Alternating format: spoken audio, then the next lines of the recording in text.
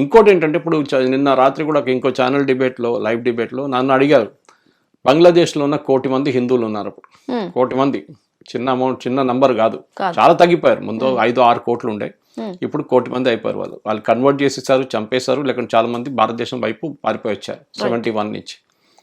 ఆ హిందువుల్ని మనం ఇక్కడ పిలిపించుకోవద్దా అని అడిగారు యాంకర్ నా దగ్గర. Yes, good question. ఎందుకంటే మన సిటిజన్షిప్ అమెండ్మెంట్ యాక్ట్ ఎందుకు తీసుకొచ్చాం? దానికోసమే.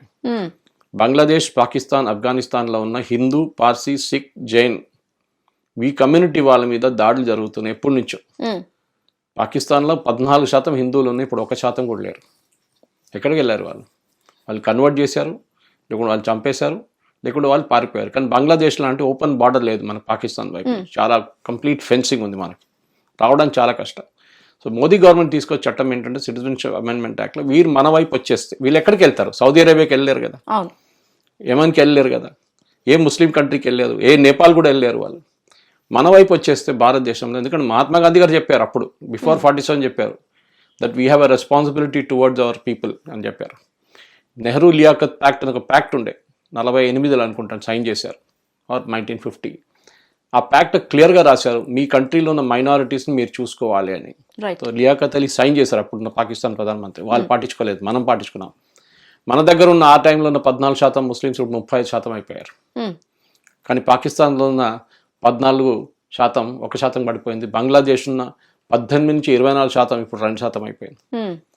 ఆ 1 కోటి మందిలో ఎంతమంది భారతదేశం వైపు వస్తారు మనకు తెలియదు. వాళ్ళ ఇల్లు వాళ్ళంతా అక్కడే ఉంది కదా మొత్తం, దాన్ని ఇడిసి రాలేరు వాళ్ళు. కానీ టెంపరీగా ఒక సొల్యూషన్ క్రియేట్ చేసి ఎవరన్నా రావాలనుకున్న వాళ్ళని మనం పిలిపించుకోవాలి ఇక్కడికి, మన వైపు వచ్చి మన సిటిజన్షిప్ ఇవ్వాల్సి. మన కాంగ్రెస్ వాళ్ళు కూడా వ్యతిరేకించకూడదు, ఎందుకంటే మహాత్మా గాంధీ చెప్పారు అది, దట్ వాళ్ళకి ఎప్పుడైనా ప్రాబ్లం ఉంటే వాళ్ళు మన దేశం వైపు రావచ్చు.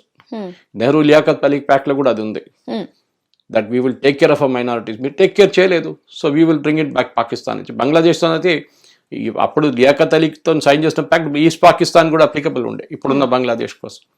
సో వాళ్ళు పిలిపించుకోవాలి మనం భారతదేశంకి. కానీ మమతా బెనర్జీ లాంటి వాళ్ళు భయపడతారు.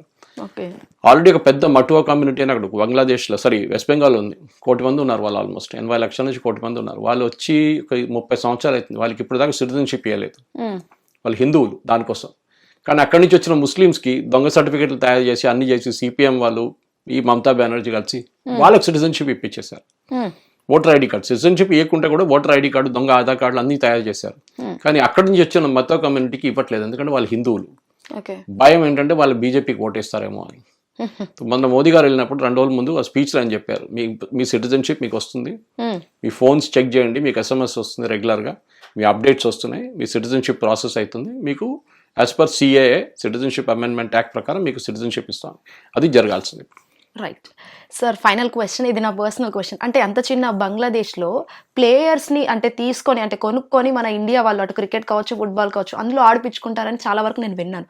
అది ఎంతవరకు కరెక్ట్ అని సార్? క్రికెట్ వాళ్ళు, ఫుట్బాల్ నాకు ఎక్కువ తెలియదు, కానీ క్రికెట్ ఎస్, మన IPLలో ఉన్నారు కొంతమంది, డెఫినెట్గా వాళ్ళు రారు ఇప్పుడు.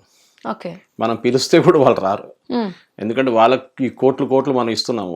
3 కోట్లు, కోటి, కొంతమందికి 2 కోట్లు పెట్టి కొనుక్కున్నాం IPLలో. అట్లాంటి డబ్బులు వాళ్ళు బంగ్లాదేశ్లో వాళ్ళ కళలో కూడా వాళ్ళు రాదు ఆ డబ్బులు వాళ్ళకి. Yes, definitely there be a boycott. India Bangladesh matches కూడా జరగదు, అది కూడా ఉంటుంది క్రికెట్లో. అది కాకుండా అక్కడి నుంచి వచ్చే ప్లేయర్ని కూడా మనం తీసుకోకూడదు, వాళ్ళు కూడా రారు ఇప్పుడు IPLలో. BCCI ఒక డిసిషన్ తీసుకొని ఉంటారు ఇప్పుడు దాకా, that we will not take any Bangladesh player into our team. అది జరగాల్సింది. పొలిటికల్ మెసేజింగ్ చాలా ఇంపార్టెంట్. నేను దీనికన్నా ముందు కూడా చెప్పాను చూడండి, పొలిటికల్ మెసేజింగ్ అంటే ఏంటి?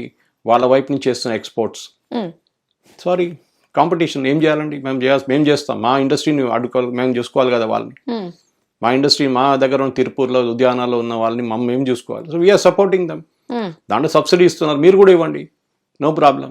కానీ మీ ఇండస్ట్రీని మేము డెఫినెట్గా ఫినిష్ చేసేస్తాం మేము, దాంట్లో డౌట్ లేదు. అది ఉండాలన్నమాట. Right, thank you so much sir, చాలా మంచి ఇన్ఫర్మేషన్ షేర్ చేసుకున్నారు. సో చూసారు కదా, చాలా వరకు నాలెడ్జ్ పరంగా అయితే పిల్లలకు కావచ్చు, పెద్దలకు అందరికీ యూజ్ అవుతుంది. మరో ఎపిసోడ్తో మళ్ళీ నేను ముందుంటాను. అప్పటిదాకా కీప్ వాచింగ్ హిట్ టీవీ. నమస్తే. హిట్ టీవీ యాప్, ఇందులో short news, live news, entertainment shows, movies, digital magazines తో పాటు మీ జిల్లా వార్తలను కూడా ఫ్రీగా చూడొచ్చు. ఇంకెందుకు ఆలస్యం, వెంటనే హిట్ టీవీ యాప్ ని డౌన్లోడ్ చేసుకుని ఫ్రీగా ఎంటర్టైన్మెంట్ పొందండి. Hit TV app. Hit TV app. Please download hit TV app. Hit TV app ని ఫ్రీగా డౌన్లోడ్ చేసుకుని ఎంజాయ్ చేయండి. మీకు నచ్చిన ఎంటర్టైన్మెంట్ కోసం హిట్ టీవీ యాప్ ని ఫ్రీగా డౌన్లోడ్ చేసుకుని ఎంజాయ్ చేయండి. హిట్ టీవీ యాప్ ని డౌన్లోడ్ చేసుకుని ఆస్వాదించండి, ఆశీర్వదించండి. ఇంతమంది సెలబ్రిటీలు హిట్ టీవీ యాప్ ని డౌన్లోడ్ చేసుకోండి అని చెప్తున్నారంటే ఎంత మంచి యాప్ ఆలోచించండి. అమెరికా అమెరికా అమెరికా అమెరికాలో చదవాలనుకునే వాళ్ళకి విశ్వసనీయమైన పేరు మన శౌర్య కన్సల్టెన్సీ. UK లో 1 year masters. UK లో 1 year masters. 2 years work permit up to 5 years visa. Contact Saurya Consultancy. Contact 89851 89851.